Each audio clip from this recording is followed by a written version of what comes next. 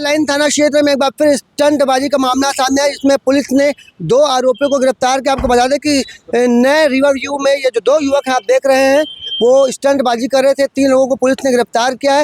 ये पूरा जो मामला है सिविल लाइन थाना क्षेत्र का है।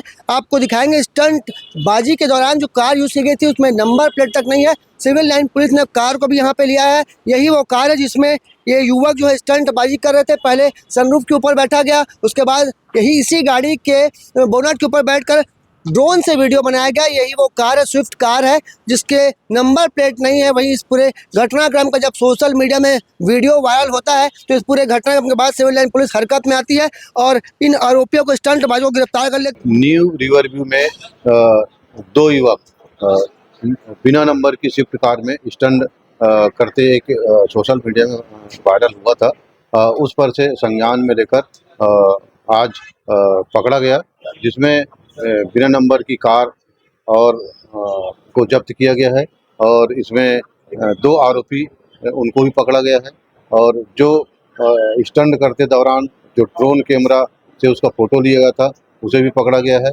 इसमें BNS की धारा 281, 35 एवं MB एक्ट की धारा 189, 184 के तहत मामला दर्ज किया गया।